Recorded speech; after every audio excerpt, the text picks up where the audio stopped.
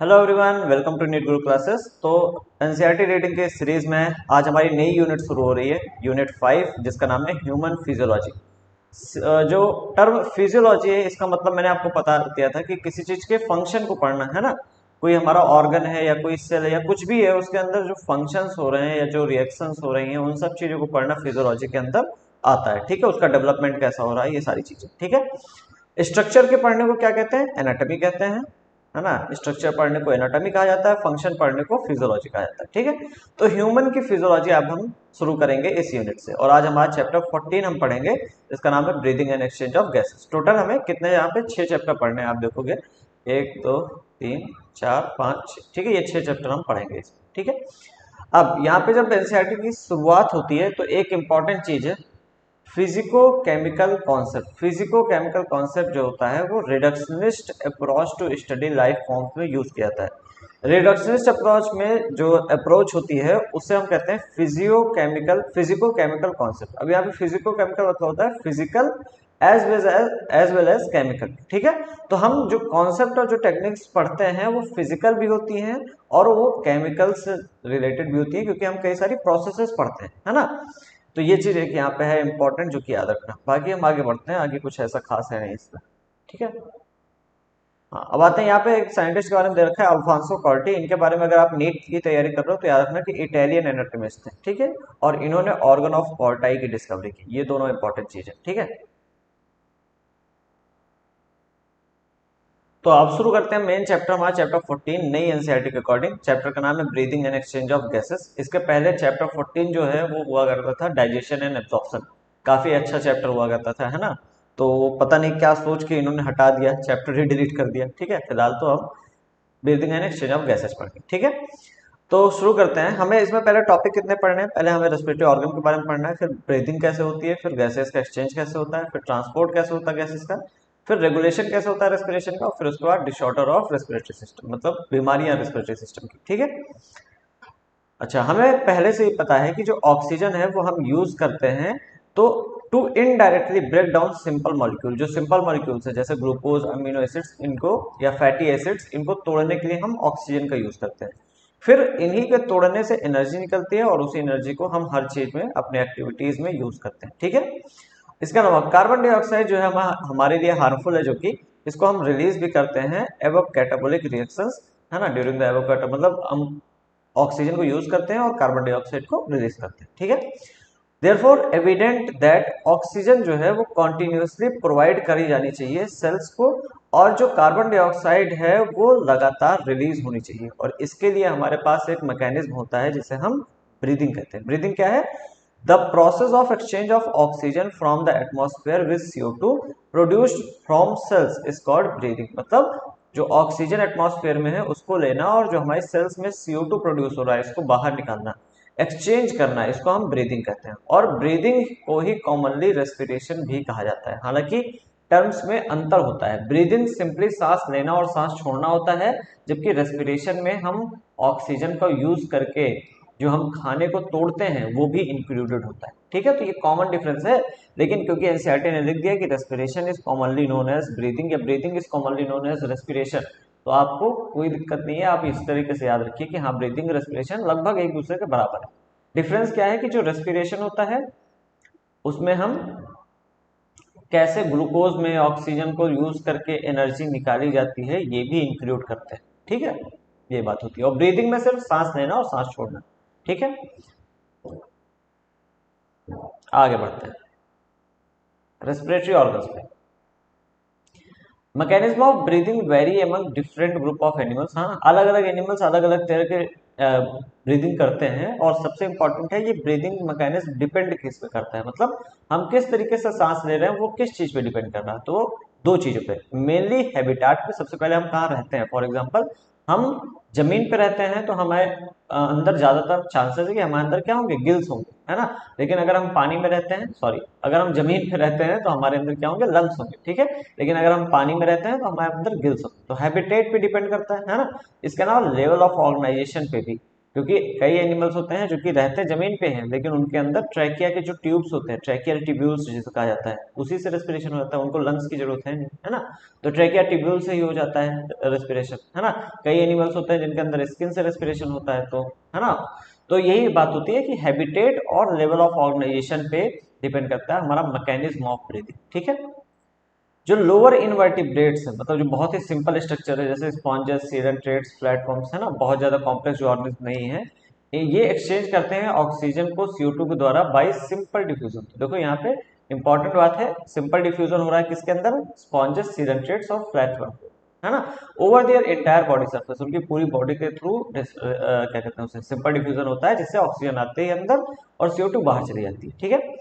Earthworms use their moist cuticle insects and insects have a network of tubes जिसे tracheal tubes कहते हैं। देखो important है कि अर्थवर्म्स जो होते हैं वो अपनी मॉइस्ट क्यूटिकल को यूज करते हैं, बेसिकली स्किन के ऊपर एक लेयर होती है क्यूटिकल, उसको यूज करते हैं। तो स्किन से डिफ्यूजन हो रहा है गैसेस का, तो अर्थवर्म्स स्किन से रेस्पिरेशन कर रहे हैं। और जो इंसेक्ट्स होते हैं वो यूज करते हैं ट्रैकियल ट्यूब्स, मतलब जो अंदर ट्यूब का पूरा नेटवर्क है ना, ट्रैकिया मतलब विंड पाइप, आप समझते हो ना, ट्यूब का पूरा नेटवर्क है ना, उसको यूज कर रहे हैं इंसेक्ट्स, ठीक है।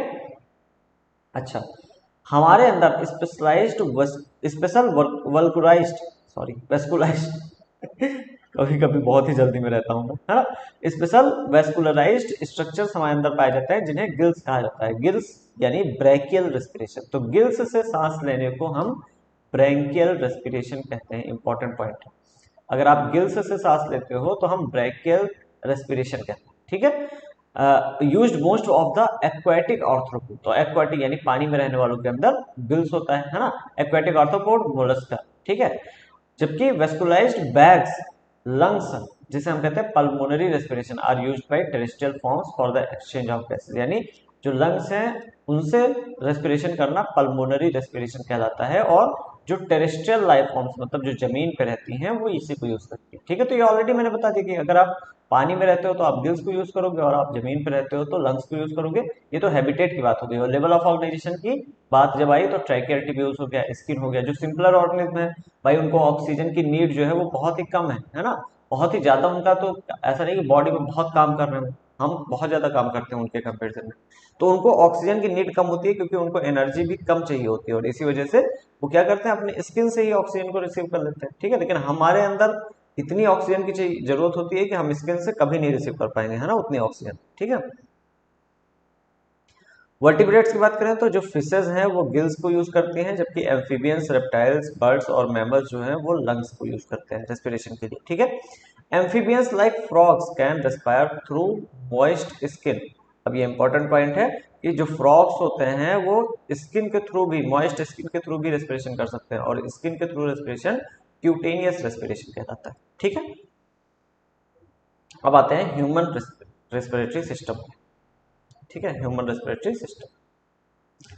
हमारे अंदर ह्यूमन की अगर बात करें तो हमारे अंदर सबसे बाहर दिखता है एक्सटर्नल नॉस्ट्रल्स, जो कि हमारे अपर लिप के जस्ट ऊपर की ओपनिंग है ना, जो अपर लिप है उसके ऊपर हमें एक्सटर्नल नॉस्ट्रल्स दिखते हैं, बेसिकली जो नाक के आपके छेद होते हैं उन्हें कह रहे हैं, है ना। नॉस्ट्रल से आप जैसे ही अंदर आएंगे तो आपको मिलेगा नेजल चैम्बर, नेजल चैम्बर नहीं, पहले आपको नेजल पासेज मिलेगा, है ना। नॉस्ट्रल से अंदर आएंगे तो आपको नेजल पासेज मिलेगा, फिर मिलेगा आपको नेजल चैम्बर, ठीक है।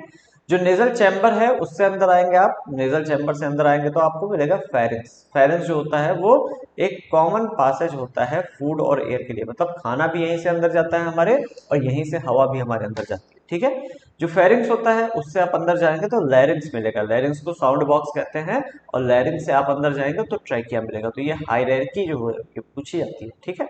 एक्सटर्नल नॉस्ट्रल से, है ना, एक्सटर्नल नॉस्ट्रल से नेजल पैसेज, नेजल पैसेज से नेजल चैम्बर, चैम्बर से फेरिंक्स, है ना, फेरिंक्स, फेरिंक्स से लैरिंक्स, और लैरिंक्स से हमारी ट्रैकिया, ट्रैकिया जैसे हम विंड पाइप कहते हैं, ठीक है। तो याद रखना ये चीज, ठीक है। ट्रैकिया, लैरिंक्स जो है एक कार्टिलेज की बनी हुई बॉक्स है जो कि साउंड प्रोडक्शन में हेल्प करती है, इसीलिए इसको साउंड बॉक्स भी कहते हैं। लैरिंक्स कार्टिलेज की बनी है, याद रखना ये इंपॉर्टेंट पॉइंट, ठीक है, साउंड बॉक्स कहते हैं, ठीक है। जब आप swallowing करते हैं, swallowing मतलब आप जब निगलते हैं किसी चीज को, तो जो ग्लॉटिस होती है can be covered by a thin AP elastic cartilaginous flat called epiglottis. Glottis क्या है? जो ट्रैकिया की ओपनिंग होती है। ट्रैकिया क्या है? एक विंड पाइप है, पाइप की ओपनिंग होती है ना, ऐसे ओपनिंग है पाइप की। तो ये जो बेसिकली ओपनिंग है, इसको हम ग्लॉटिस कह रहे हैं, और इसी ग्लॉटिस के ऊपर एक कवर लगा हुआ है ना। इस ग्लॉटिस को कवर करने के लिए, बंद करने के लिए एक कवर लगा हुआ है, इस कवर को हम एपिग्लॉटिस कहते हैं। ठीक है, तो ग्लॉटिस क्या है? ट्रैकिया की ओपनिंग जो होती है उसको हम ग्लॉटिस कहते हैं। ट्रैकिया की ओपनिंग को ग्लॉटिस कहा जाता है। ठीक है, और ग्लॉटिस के ऊपर जो कवर है उसको हम एपिग्लॉटिस कहते हैं। तो याद रखना ये चीज कि एक थिन इलास्टिक फ्लैप होता है, कार्टिलेज का बना हुआ फ्लैप होता है, जिसे एपिग्लॉटिस कहते हैं, जो कि ग्लॉटिस के ऊपर पाया जाता है। और ये क्या करता है? Prevent the entry of food into the larynx, larynx के अंदर खाना जाने से रोकता है। ठीक है, ट्रैकिया जो है एक स्ट्रेट ट्यूब है जो कि एक्सटेंड करती है up to mid thoracic cavity, जो मिड थोरेसिक कैविटी है वहां तक एक्सटेंड करती है। ठीक है, which divides at level of fifth thoracic vertebra, और डिवाइड कर जाती है कहाँ पे? किस लेवल पे? पांचवें थोरेसिक वर्टिब्रा के लेवल पे डिवाइड करती है। ठीक है, into a right and left pulmonary bronchi. ठीक है, तो पांचवें थोरेसिक, जो ट्रैकिया होती है एक स्ट्रेट ट्यूब है जो कि थोरेसिक कैविटी के मिड यानी बीच तक जाती है और डिवाइड करती है जहां पे पांचवी थोरेसिक वर्टिब्रा है। ठीक है, अब अभी आखिरी चैप्टर में पढ़ेंगे लोकोमोशन एंड मूवमेंट्स में, है ना। वर्टिब्रा कैसी होती है? लंबर वर्टिब्रा, थोरेसिक वर्टिब्रा, इस तरह की आपको 5 तरह की वर्टिब्रा दिखेंगी। ठीक है, तो जो थोरेसिक वर्टिब्रा है उनका जो 5वीं नंबर की थोरेसिक वर्टिब्रा है, वहीं पे जो ट्रैकिया होती है वो पहले ऐसे रहती है, 5वें नंबर पे ऐसे दो भाग में वो डिवाइड हो जाएगी, एक लेफ्ट लंग की हो जाएगी, एक राइट लंग की हो जाएगी। ठीक है, into right and left primary bronchi. अच्छा, जब ये डिवाइड होगी तो अब क्या चीजें बनेंगी? अब ब्रोंकाई बनेगी। ठीक है,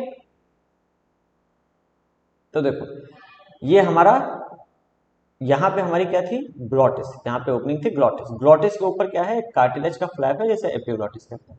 फिर आपका लैरिंक्स दिख रहा है ना, और फिर ये ट्रैकिया आ गई। अब ट्रैकिया जब डिवाइड करी यहाँ पे, इस जगह पे जब डिवाइड करी, मतलब ये फिफ्थ थोरेसिक लेवल पे है, फिफ्थ थोरेसिक वर्टिब्रा के लेवल पे है, इन्होंने डिवाइड किया।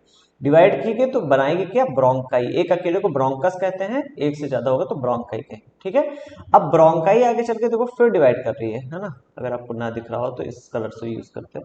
ब्रोंकाई आगे चल के इधर इधर, है ना, फिर उसके बाद आगे फिर डिवाइड कर रही है, और फिर उसके बाद छोटे छोटे ये बैग तरह के स्ट्रक्चर, कई सारे बैग के तरह के स्ट्रक्चर्स हैं आखिरी में। ठीक है, तो देखो जो vertebra, sorry, fifth thoracic vertebra के लेवल पे ट्रैकिया जब डिवाइड करती है तो ब्रोंकाई बनते हैं। ठीक है, हर ब्रोंकाई जो होता है वो अंडरगोज रिपीटेड डिवीजन, कई बार उसका डिवीजन फिर से होता है, जिससे सेकेंडरी ब्रोंकाई, टर्शियरी ब्रोंकाई बनते हैं, और फिर ब्रोंक्यूल्स बनते हैं, और ब्रोंक्यूल्स के बाद बनते हैं टर्मिनल ब्रोंक्यूल। जो सबसे ज्यादा पतले होते हैं उनको टर्मिनल ब्रोंक्यूल आप कहते हो, है ना। पाइप डिवाइड होती जा रही भाई, तो पतली होती चली जा रही। ठीक है, तो टर्मिनल ब्रोंक्यूल।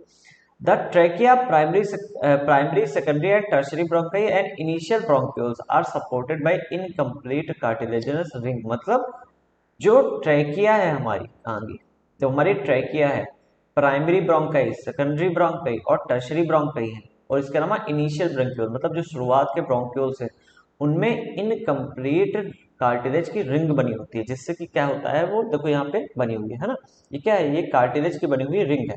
जैसे मान लेते हैं हमारे पास एक पाइप है, उस पाइप पे ऐसे एक रिंग है ना, ऐसे रिंग बनी हुई है, लेकिन कंप्लीट नहीं होती है, सी शेप की आपको देखने को मिलेंगी, है ना। ऐसा नहीं कि पूरी पूरी की पूरी जैसे कंगन की तरह नहीं होती है, किसी चूड़ी की तरह नहीं होती है ना, तो इनकम्प्लीट होती है। ठीक है, ये इनका काम क्या होता है कि जब लंग्स जो होती है वो हवा बाहर निकालती है तो वो कोलाप्स करने वाली होती है। मतलब जैसे मान लेते हैं ये लंग्स ऐसे फूली हुई है, हवा भरी है, और जब ये हवा बाहर निकालेगी तो ये एकदम सिकुड़ने जाती है, और एकदम सिकुड़ जाएंगी, एक दूसरे से चिपक जाएंगे, तो ये खराब जाएंगे। तो उसी को रोकने के लिए ये जो हमारा जो पाइपें होती हैं ये भी चिपकने वाली होती है, तो उसको रोकने के लिए कार्टिलेजस रिंग जो होती हैं वो जरूरी होती है। ठीक है, each terminal bronchiole give rise to number of very thin irregular word and vascularized bag like structures called alveoli। जो टर्मिनल ब्रोंक्यूल होता है उससे बहुत ही पतले irregular शेप के वर्सकुलर बैग निकलते हैं, जिन्हें हम एल्वेलाई कहते हैं। जो एल्वेलाई होता है यहीं पे गैस का एक्सचेंज होता है, अभी आप पढ़ेंगे। ठीक है, the branching network of bronchi, bronchioles and alveoli comprise the lungs, है ना। ब्रोंकाई, ब्रोंक्यूल्स और एल्वेलाई का जो पूरा का पूरा नेटवर्क है, जो कि यहाँ पे आपको दिख रहा है ना, ये जो पूरा का पूरा नेटवर्क है यही हमारा क्या है? लंग्स। ठीक है, वी हैव टू लंग्स, हमारे पास दो लंग्स है जिनके ऊपर डबल लेयर की कवरिंग होती है जिसे प्लूरा कहते हैं। तो प्लूरा या प्लूरल मेम्ब्रेन कहा जाता है कभी कभी, ये डबल लेयर की कवरिंग होती है। प्लूरा जो होती है उस दोनों प्लूरा के बीच में फ्लूइड भरा होता है ना, जिसे प्लूरल फ्लूइड कहा जाता है। ठीक है, प्लूरल फ्लूइड क्या है, दोनों प्लूरा क्योंकि डबल लेयर कवरिंग है तो इनके बीच में एक फ्लूइड भरा हो, जो प्लूरल फ्लूइड कहते हैं। ठीक है, it reduces friction on the lung surface, ये लंग के सरफेस पे फ्रिक्शन को रिड्यूस करती है। The outer pleural membrane is in close contact with the thoracic lining. जो आउटर प्लूरा की मेम्ब्रेन है, बाहर वाली, है ना, जो बाहर वाली प्लूरा की मेम्ब्रेन है वो क्लोज कांटेक्ट में होती है थोरेसिक लाइनिंग की। बेसिकली थोरेसिक जो वॉल बन रही है ना, पूरा हमारा थोरेसिक चैम्बर की जो वॉल है उसके कांटेक्ट में रहती है। Whereas inner pleural membrane is in contact with the lungs, जो अंदर की प्लूरल मेम्ब्रेन है वो लंग सरफेस के कांटेक्ट में रहती है। ठीक है, the part starting from external nostril up to terminal bronchiole, external nostril से लेकर टर्मिनल ब्रोंक्यूल तक का जो पार्ट है उसे हम कंडक्टिंग पार्ट कहते हैं। इंपॉर्टेंट पार्ट है, कंडक्टिंग पार्ट कहते हैं। ठीक है, कंडक्टिंग पार्ट का काम क्या होता है, अच्छा इसके अलावा, हाँ पहले कंडक्टिंग पार्ट का काम देखते थे। कंडक्टिंग पार्ट का काम क्या होता है, transport the atmospheric air into the alveoli. पहली बात तो यही है कि एल्वेलाई के अंदर एयर को लेके जाना, भाई यही रास्ते से होते हुए तो जा रही है। ठीक है, इसके अलावा clears it from foreign pathogens या पार्टिकल्स जो हमारे नाक में घुस रहे हैं। जो भाई आप हवा लेते हैं बाहर से, बाहर कितनी गंदगी रहती है, तो पॉल्यूशन रहता है, तो छोटे छोटे कण होते हैं, मिट्टी होती है, वो सब भी तो नाक में चली जाती है हवा के थ्रू। तो उसको रोकना, तो basically clear from foreign pathogen, हवा में जो भी बाहर की चीजें हैं, जो गंदगी है उसको रोकना। उसको ह्यूमिडिफाई करना, हल्का सा उसको मॉइस्चर मिला देना, है ना। बहुत ही सूखी हवा आप देखो, आप बहुत ज्यादा सूखी हवा अगर आपके अंदर जाती है तो आपको दिक्कत होती है। ठीक है, तो उसको ह्यूमिडिफाई करना। इसके अलावा brings the body air to body temperature, body temperature पे एयर को वापस से लेके आना। ठीक है, मतलब जहाँ बहुत ज्यादा ठंडी हवा ना हो, बहुत ज्यादा गर्म हवा ना हो, बॉडी टेम्परेचर। तो ये काम क्या है, कंडक्टिंग पार्ट का ये सारा का सारा काम। ठीक है, फिर जो हमारी एल्वेलाई होती है, एल्वेलाई उसको हम कहते हैं एक्सचेंज पार्ट या रेस्पिरेटरी पार्ट। और एक्सचेंज या रेस्पिरेटरी का पार्ट का क्या है, exchange part is the site of actual diffusion of oxygen and carbon dioxide. मतलब एल्वेलाई ही वो जगह है जहाँ पे ऑक्सीजन कार्बन डाइऑक्साइड का एक्सचेंज होता है between blood and atmospheric air, atmosphere और ब्लड में, ब्लड के बीच। जो लंग्स हैं ये सिचुएटेड है हमारे थोरेसिक चैम्बर में, जो कि एनाटॉमिकली एक एयर टाइट चैम्बर है। मतलब थोरेसिक चैम्बर जो है वो एयर टाइट चैम्बर होता है। ठीक है, ये इस थोरेसिक चैम्बर में आपको चार चीजें पता होनी चाहिए। पीछे के साइड क्या है, डॉर्सल, डॉर्सल मतलब होता है पीछे, पीठ के साइड। पीठ के साइड में क्या है, वर्टिब्रल कॉलम है ना। थोरेसिक चैम्बर के आप सीने वाला एरिया देखो, जो सीने वाला आपका एरिया, चेस्ट एरिया, उसी को थोरेसिक चैम्बर कहा है। ठीक है, तो हमारे सीने पे अगर आप देखोगे तो पीछे के साइड पे, पीठ के साइड पे क्या है, वर्टिब्रल कॉलम है ना, हमारी रीढ़ की हड्डी है। हमारे सीने की तरफ क्या है, वेंट्रली क्या है, स्टर्नम नाम की एक बोन होती है, एक फ्लैट बोन होती है, कुछ ऐसी दिखती है। ठीक है, स्टर्नम नाम की बोन होती है, तो वेंट्रली बाई स्टर्नम। लेटरली यानी साइड साइड में हमारी क्या होती है, रिब्स होती है, चाहे वो लेफ्ट साइड चाहे राइट साइड। ठीक है, और लोअर साइड में हमारा एक डोम शेप का स्ट्रक्चर होता है जिसे हम डायाफ्राम कहते हैं, है ना। तो बेसिकली एक एयर टाइट चैम्बर में, क्योंकि एयर टाइट चैम्बर तो हर तरफ से कवर होना चाहिए, तो ये हर तरफ से कवर है ना। तो पीछे से, आगे से, साइड से, नीचे से, हर तरफ से cover. Anatomical setup of lungs in thorax in such a way that change in volume of the thoracic cavity will be reflected in the lungs या pulmonary cavity। अगर आप अपना जो है थोरेसिक कैविटी का वॉल्यूम बढ़ाते हो तो लंग्स में वॉल्यूम बढ़ेगा, क्योंकि ये दोनों एक दूसरे के, क्योंकि एयर टाइट है ना, तो भाई एक जगह जैसा वो होगा उसी के अंदर दूसरा आपका लंग्स जो है उसके अंदर भी सेम इफेक्ट देखने को मिलेगा। तो जैसे अगर आप अपना सीना एकदम से फुला लो तो आपका क्या है, हवा अंदर आएगी आपकी बॉडी के, क्यों, क्योंकि जो लंग्स हैं वो भी फूलने लगेगी। ठीक है, such arrangement is essential for breathing as we can not directly alter the pulmonary volume. ये जरूरी होता है ब्रीदिंग के लिए, अरेंजमेंट। ठीक है, आगे बढ़ते हैं। ये जो लिखा हुआ है, such we can not directly alter the pulmonary volumes, volumes और कैपेसिटीज अभी आप आगे पढ़ेंगे। ठीक है, अब देखो रेस्पिरेशन जो होता है इसमें ये सारे स्टेप्स होते हैं, टोटल 5 स्टेप। पहले, सबसे पहले क्या होता है, थोड़ा सा जूम करता हूं मैं। ठीक है, सबसे पहले क्या होता है, ब्रीदिंग और pulmonary ventilation by which atmospheric air is drawn in and CO2 rich alveolar air is released out.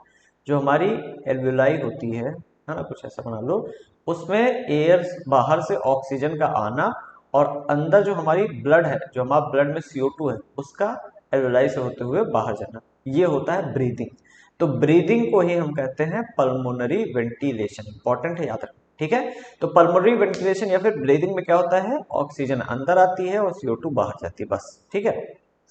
दूसरा स्टेप आता है diffusion of gases. Diffusion of gases में ऑक्सीजन और जो CO2 होती है ये डिफ्यूज होती है एल्वेलर मेम्ब्रेन में। तो वही है जो मैंने बताया, ऑक्सीजन जो है वो अंदर आई और यहाँ पे इस एरिया को क्रॉस किया, है ना, इस एरिया को क्रॉस किया, CO2 ब्लड से इस एरिया को क्रॉस किया, यही हो रहा है डिफ्यूजन, ठीक है। तो ये डिफ्यूजन हो गया। फिर transport of gases by the blood. अब जब ऑक्सीजन अंदर आ गई तो ब्लड जो है वो ऑक्सीजन को हमारे बॉडी के हर एक पार्ट में ले जाके ट्रांसपोर्ट करेगा, ठीक है। फिर होगा diffusion of oxygen and carbon dioxide between blood and tissue. अब ऑक्सीजन हमारे ब्लड के पास पहुंच, सॉरी टिश्यूज के पास में, मान लेते हैं ये एक हमारी सेल है, हमारी सेल है, और ऑक्सीजन यहाँ पे पहुंच गई ब्लड से होते हुए।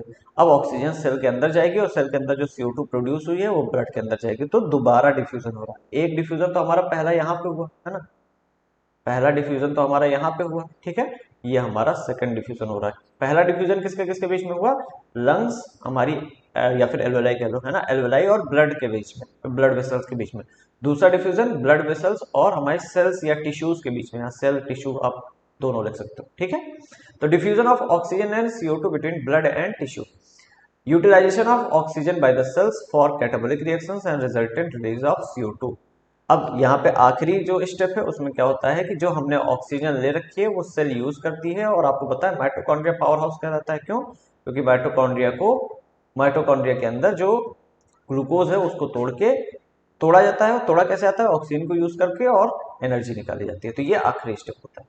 सारा चीज आपको समझ में आ गया। पहली बात तो ऑक्सीजन का अंदर आना, कार्बन डाइऑक्साइड का बाहर जाना, इसको ब्रीथिंग कह जाते हैं। फिर पहला डिफ्यूजन होता है जहाँ पे ऑक्सीजन अंदर आती है तो वो लंग्स में जब भर जाती है तो लंग्स से हमारे ब्लड में आती है, ठीक है, ये पहला डिफ्यूजन होता है। फिर इस ऑक्सीजन को ट्रांसपोर्ट किया जाता है हमारे अलग अलग सेल्स और टिश्यूज तक।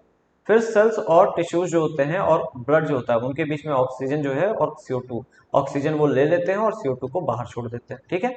फिर ऑक्सीजन का हम यूज करते हैं कैटाबॉलिक रिएक्शंस के लिए, ठीक। यही सारा हमारा स्टेप है। अब आते हैं मैकेनिज्म ऑफ ब्रीदिंग पे। मैकेनिज्म ऑफ ब्रीदिंग, ठीक है। तो देखो ब्रीदिंग में दो स्टेजेस होती हैं। इंस्पिरेशन जिसमें एटमॉस्फेरिक एयर जो है वो अंदर आती है, ड्रॉन इन मतलब अंदर जाते हैं। एक्सपिरेशन जिसमें जो एल्वेलाई की एयर है, एल्वेलर एयर मतलब जो एल्वेलाई में हमारी हवा भरी हुई है उसको बाहर किया जाता है, रिलीज आउट, ठीक है। ये जो मूवमेंट हो रहा है एयर का अंदर और बाहर जाना, ये एक प्रेशर ग्रेडियंट के वजह से होता है, ठीक है। और ये प्रेशर ग्रेडियंट लंग्स और एटमॉस्फेयर के बीच में क्रिएट होता है। प्रेशर ग्रेडियंट मतलब होता है प्रेशर का डिफरेंस, ठीक है। अब देखो जब इंस्पिरेशन होता है तो जो प्रेशर बाहर लंग्स के अंदर होता है, इंट्रा पल्मोनरी प्रेशर जिसे कहते हैं, यानी लंग्स के अंदर जो प्रेशर होता है वो कम होता है एटमॉस्फेरिक प्रेशर के कंपेरिजन में। अब इससे क्या होता है, जो एटमॉस्फेयर में हवा होती है वो लंग्स की ओर दौड़ के भाग के चली आती है, क्यों, क्योंकि लंग्स के अंदर प्रेशर कम है, इस वजह से बाहर से हवा अंदर की ओर आ गई, ठीक है। That is there is a negative pressure in the lungs with respect to atmospheric pressure. Atmospheric pressure के कंपैरिजन में लंग्स में कैसा प्रेशर है, नेगेटिव प्रेशर है, ठीक है। ऐसे ही एक्सपीरेशन के टाइम पे क्या होता है, जो इंट्रा पल्मोनरी प्रेशर है मतलब लंग्स के अंदर जो प्रेशर है वो ज्यादा होता है एटमॉस्फेयर के प्रेशर के वजह। तो इस वजह से इंट्रा पल्मोनरी यानी लंग्स के अंदर प्रेशर ज्यादा है, तो इस वजह से जो हवा होती है वो लंग्स से बाहर निकलना चाहती है और एटमॉस्फेयर में चली जाती है, ठीक है। डायफ्राम और जो स्पेशलाइज्ड सेट ऑफ मसल्स होती हैं जिन्हें हम एक्सटर्नल और इंटरनल इंटरकोस्टल मसल कहते हैं, जो कि रिब्स के बिटवीन में पाई जाती है ना। जो रिब्स होती हैं हमारी 12 पेयर जो रिब्स होती हैं उनके बीच में एक्सटर्नल और इंटरनल, हाँ सही है, एक्सटर्नल और इंटरनल इंटरकोस्टल मसल्स पाई जाती है ना। और ये ग्रेडियंट को जनरेट करने में हेल्प करती हैं। कौन सी दो चीजें, ग्रेडियंट दो चीजें जनरेट करती है। पहली चीज हमारा डायफ्राम, ठीक है, डायफ्राम। दूसरी चीज इंटरकोस्टल मसल्स, ठीक है। एक्सटर्नल और इंटरनल दोनों तरह की, है ना। हेल्प इन जनरेशन, एक्सटर्नल मतलब बाहर साइड में जो है रिब्स के, है ना, और जो इंटरनल है मतलब अंदर साइड में लंग्स के साइड में जो है, ठीक है। Inspiration is initiated by contraction of diaphragm which increases the volume of thoracic chamber in anteroposterior axis। मतलब जो डायफ्राम होता है ना वो लंग्स से मान लेते हैं हमारी ऐसी लंग्स है, ठीक है, एक मिनट, ठीक है, कुछ ऐसी लंग्स हम मान लेते हैं हमारी, ठीक है। और डायफ्राम जो होता है वो ऐसे जुड़ा होता है इनसे। अब जब डायफ्राम कॉन्ट्रैक्ट करेगा, मतलब डायफ्राम मान लेते हैं ऐसे हो गया, तो ये लंग्स को नीचे की ओर खींचता है, जिसकी वजह से जो लंग्स होती हैं उनका जो हवा मतलब क्या कहते हैं उसे, वॉल्यूम होता है वो एंटेरो पोस्टीरियर एक्सिस में, यानी ऊपर और नीचे की ओर, थोड़ा सही से बनाते हैं, पता नहीं कैसे सीधी लाइन नहीं खींचती है ना, ऐसे बढ़ जाएगा। ठीक है, एंटेरो पोस्टीरियर एक्सिस में। वैसे एंटीरियर का मतलब होता है पेट के साइड, और पोस्टीरियर मतलब बेसिकली पीठ के साइड। जैसे आपने डॉर्सल और वेंट्रल पढ़ा है, डॉर्सल और वेंट्रल, डॉर्सल यानी पेट के साइड, जो पीठ के साइड होता है उसको पोस्टीरियर भी कह सकते हैं और वेंट्रल को एंटीरियर भी कह सकते हैं, है ना। वैसे तो ये होता है मतलब, लेकिन जब यहाँ पे एंटीरियर पोस्टीरियर या एंटेरो पोस्टीरियर एक्सिस जब बोला जाता है तो आप ऊपर से नीचे की ओर, यानी सर से पैर की ओर आप कहेंगे बात को। ठीक है, तो जो डायफ्राम होता है वो क्या करता है, हमारी जो मसल्स होती हैं, जब डायफ्राम कॉन्ट्रैक्ट होता है, जब कॉन्ट्रैक्ट होता है तो जो थोरैसिक चैम्बर होता है उसका वॉल्यूम एंटेरो पोस्टीरियर एक्सिस में बढ़ जाता है। ठीक है, वॉल्यूम जब बढ़ जाता है तो प्रेशर कम होता है, ये तो आपने पढ़ा ही होगा, है ना। जब भी वॉल्यूम बढ़ेगा प्रेशर क्या होगा, दोनों पीपी लिख दिया। जब भी वॉल्यूम बढ़ेगा प्रेशर क्या होगा, कम हो जाएगा, और प्रेशर जब कम हो जाता है तो हवा अंदर की ओर आना चाहती है। ठीक है, the contraction of external intercostal muscles, important point है ये भी। तो दो चीजें हुई, एक तो कॉन्ट्रैक्शन किसका हुआ, डायफ्राम का कॉन्ट्रैक्शन हुआ, एक हुआ एक्सटर्नल इंटरकोस्टल मसल का भी contraction.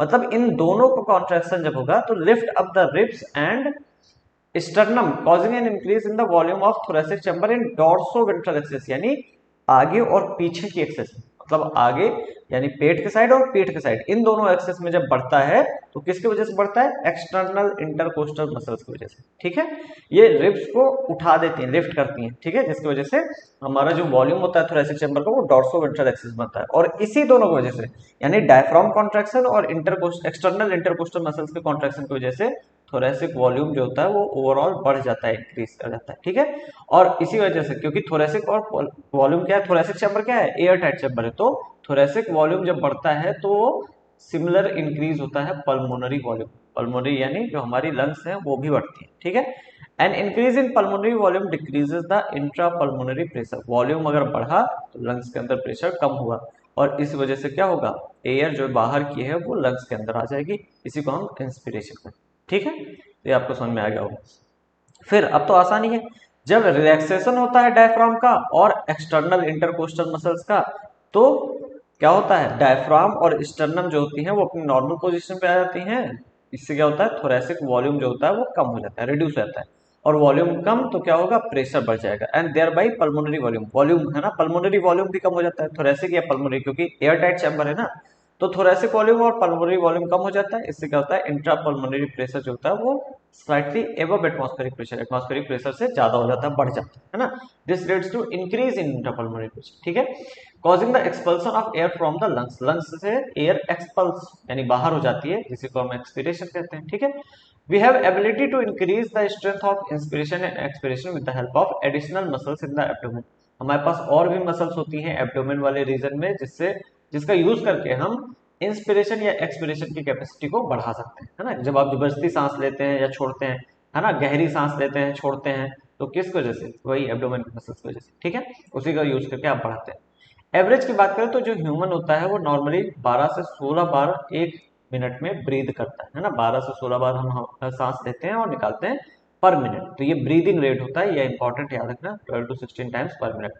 Volume of air involve in breathing movements can be estimated by a spirometer, important point है, स्पायरोमीटर से हम हवा को नाप सकते हैं कि हमने कितना हवा अंदर लिया या कितना बाहर छोड़ा। ठीक है, जो कि क्लिनिकल असेसमेंट में बहुत इंपॉर्टेंट होता है, मतलब जो डॉक्टर्स होते हैं उनके लिए काफी ज्यादा काम आता है ये चीज। ठीक है, अच्छा अब यहाँ पे थोड़ा सा आपको दिखा रखा है कि इंटर जब लंग्स करती है, मतलब ए फिगर हमारा जो दिखा रखा है ये किसका है, इंस्पिरेशन का, बाहर से अंदर हवा रही इंस्पिरेशन।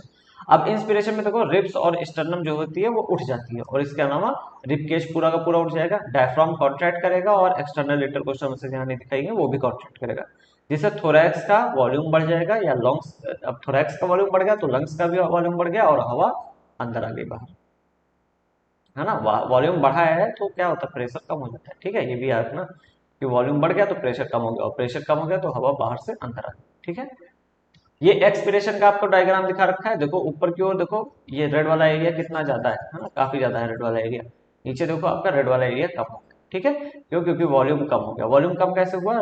रिब्स एक्सटर्नल अपने ओरिजिनल पोजीशन पे आ गई और डायफ्राम जो था वो रिलैक्स कर गया। एंड आर्क अपॉन, जब डायफ्राम रिलैक्स होता है तो ऐसे ऊपर की ओर थोड़ा सा आर्क बना, ठीक है। वॉल्यूम थोरैक्स का डिक्रीज हो गया, अगर वॉल्यूम कम हो गया तो प्रेशर बढ़ जाएगा, तो हवा जो है वो क्या हो जाएगी? एयर जो होती है वो एक्सपेल हो जाती है, मतलब बाहर निकल जाती है, ठीक है। Respiratory volumes and capacities. Respiration में कुछ वॉल्यूम और कैपेसिटी की बात करते हैं, जैसे टाइडल वॉल्यूम। टाइडल वॉल्यूम क्या होता है? वॉल्यूम ऑफ एयर इंस्पायर्ड और expired during a normal respiration. एक बार जब नॉर्मली आप सांस लेते हैं तो कितनी सांस लेते हैं, वही है टाइडल वॉल्यूम। या फिर नॉर्मली अगर आप सांस छोड़ते हो तो कितनी सांस छोड़ते हो, वही है टाइडल वॉल्यूम। तो नॉर्मली हमारा टाइडल वॉल्यूम 500 ml होता है, मतलब एक नॉर्मल इंसान एक बार जब सांस लेता है तो 500 ml हवा अंदर जाती है और जब सांस छोड़ता है तो 500 ml हवा बाहर निकल जाती है, ठीक है। अच्छा, इसके अलावा a healthy man can inspire और एक्सपायर अप्रोक्सीमेटली 6 से 8,000 ml ऑफ एयर पर मिनट। क्योंकि 500 ml भाई हम हर बार कर रहे हैं, एक बार में हम 500 ml मान लेते हैं सांस लेने का, सिर्फ समझ लो हम 500 ml सांस ले रहे हैं एक बार में, और हम 12 से 15 मान है ना, कितना बोला था, 12 से 16 है ना हमारा जो ब्रीदिंग रेट होता है, 12 से 16 पर मिनट। तो एक एवरेज ले लेते हैं 15, ठीक है। तो मान लेते हैं 15 बार हमने सांस ली और हर बार 500 ml ली, तो 15 पहले 75, लगभग 7,500 ml वॉल्यूम हम एक मिनट में ले रहे हैं। तो वही दिख रहा है कि एक हेल्दी मैन 6,000 से 8,000 ml ऑफ एयर पर मिनट लेता है, क्योंकि 500 को अगर आप लोअर लिमिट से मल्टीप्लाई करोगे, मतलब 12 से मल्टीप्लाई करोगे तो 12 पच्चे 60, 6,000 आ जाएगा। और अपर लिमिट से जब आप मल्टीप्लाई करोगे यानी 16 पंचे 80, तो 8,000 आ जाएगा, ठीक है। वही चीज लिखा हुआ है, हम एक एवरेज 15 मान के चलेंगे तो 7,500 का आ जाएगा, ठीक है। तो ये टाइडल वॉल्यूम था। इंस्पिरेटरी रिजर्व वॉल्यूम क्या होता है? इसको आईआरवी भी कहते हैं। Additional volume of air a person can inspire by a forcible inspiration. जबरदस्ती आप सांस लेते हैं तो एक्सटर्नल कितना और कितना वॉल्यूम आप ले सकते हैं? 500 ml तो आप ऑलरेडी ले चुके हैं, उसको छोड़ दो। 500 ml के बाद भी आप अगर एक्स्ट्रा एक्स्ट्रा फोर्स लगाएं और जबरदस्ती सांस लें तो कितना सांस ले सकते हैं? वही होता है इंस्पिरेटरी रिजर्व वॉल्यूम, वही होता है 2,500 से 3,000 ml, ठीक है। एक्सपिरेटरी रिजर्व वॉल्यूम क्या होता है? नॉर्मली आपने 500 ml टाइडल वॉल्यूम जो है वो छोड़ दिया, 500 ml निकालने के बाद additional volume of air a person can expire by a forceful expiration. मतलब 500 ml निकालने के बाद आप कितना एक्स्ट्रा निकाल सकते हैं लंग से जबरदस्ती फोर्स करके, उसको हम कहते हैं एक्सपिरेटरी रिजर्व वॉल्यूम, ईआरवी। ये होता है लगभग 1,000 से 1,100 ml, ठीक है। फिर आता है रेजिडुअल वॉल्यूम। मैंने आपको एक चीज बताई थी कि लंग्स के अंदर अगर हम पूरी हवा निकाल लेंगे, लंग्स एक गुब्बारे की तरह है ना, गुब्बारे के अंदर आपसे पूरी अगर हवा आप निकाल लो गुब्बारे के अंदर से तो वो एकदम ऐसे पिचक जाता है ना, और एकदम चिपक जाता है ना, एकदम ही चिपक जाता है। और ये अगर ऐसे हमारी लंग्स होंगे तुरंत हम जो है खत्म, है ना काम हमारा, तो प्रॉब्लम हो जाएगी। तो इस वजह से कुछ ना कुछ हवा हमेशा लंग्स की होती है, चाहे आप जितनी फोर्स लगा के हवा को आप बाहर निकालना चाहें, लेकिन कुछ हवा लंग्स के अंदर परमानेंटली है और वो बनी रहेगी। क्यों? जिससे आपकी लंग्स जो है वो कोलाप्स ना हो जाए, सिकुड़ ना जाए, खत्म ना हो जाए। इस हवा को कहते हैं रेजिडुअल वॉल्यूम यानी RV. Volume of air remaining in the lungs even after a forcible expiration. आप फोर्सिबल एक्सपिरेशन आपने कर दिया, जब उसकी हवा आपने निकाल दी, उसके बाद भी जो हवा हमारे लंग्स में बची रहेगी वो रेजिडुअल। ये कितना है? 1100 से 1200, ठीक है। By adding a few respiratory volumes described above, one can derive various pulmonary capacities which can be used in clinical diagnosis, ठीक है ना ये सब। अब देखो यहाँ पे लिखा हुआ है, जब आप रेस्पिरेटरी वॉल्यूम्स को ऐड करते हो तो हमारे पास कैपेसिटीज आती है, पल्मोनरी कैपेसिटीज। और ये डायग्नोसिस में, क्लिनिकल डायग्नोसिस यानी जो बीमारियां होती हैं उनको पता लगाने में हेल्पफुल होती हैं। तो कैपेसिटीज अब हम पढ़ेंगे, हमने वॉल्यूम पढ़ा, अब कैपेसिटी पे आते हैं। इंस्पिरेटरी कैपेसिटी क्या है? टोटल वॉल्यूम ऑफ एयर जो कि हम इंस्पायर कर सकते हैं, है ना। ये क्या होती है? कितना मतलब किसके बराबर होती है? तो tidal volume plus inspiratory reserve volume यानी टीवी प्लस आईआरपी। ये जो फॉर्मूला लिखा होता है ये सबसे इंपॉर्टेंट है। तो इंस्पिरेटरी कैपेसिटी कितनी है? टीवी प्लस आईआरबी के बराबर। अब टीवी कितना था? 500, है ना, प्लस आईआरबी कितना था? 2,500 से 3,000, है ना। तो आप कह सकते हो एक एवरेज अगर मान लो तो आप 500 इसमें से जोड़ोगे तो लगभग दोनों में 500 जोड़ दो, 3,000 से 3,500 हमारी 3,500 ml हमारी क्या आ जाएगी? इंस्पिरेटरी कैपेसिटी, ठीक है। एक्सपिरेटरी कैपेसिटी क्या होती है? Total volume of air a person can expire after a normal inspiration. Normal inspiration आपने किया, उसके बाद कितना एक्सपिरेशन आप कर सकते ये कितना किसके बराबर होती है, tidal volume plus expiratory reserve volume, यानी टीवी प्लस ईआरवी। अब टीवी तो 500 ml होती है, ईआरवी कितनी थी 1000 से 1100, 1000 से 1100, तो आप देखोगे लगभग 1500 से 1600 ml इसकी हो गई है ना। ये चीज आपको याद नहीं करना है ना, ये आपको याद नहीं करना है, आप कॉन्सेप्ट याद रखोगे तो ये तो तुरंत आप निकाल लोगे सामने ही वहीं पे, ठीक है। तो याद नहीं करना है, रखने की जरूरत नहीं है। फंक्शनल रेसिडुअल कैपेसिटी एफआरसी क्या होती है, volume of air that will remain in the lungs after a normal expiration. अगर आपने नॉर्मल एक्सपिरेशन किया, फोर्स वाला नहीं है ना, नॉर्मल एक्सपिरेशन किया तो कितनी हवा आपके अंदर बचेगी, ये ईवी प्लस आरवी। भाई जो एक्सपिरेटरी रिजर्व वॉल्यूम है यानी जो फोर्स करके आप निकाल सकते हैं वो भी आपके अंदर रह जाएगी, और जो रेजिडुअल वॉल्यूम है वो तो हमेशा रहती ही है।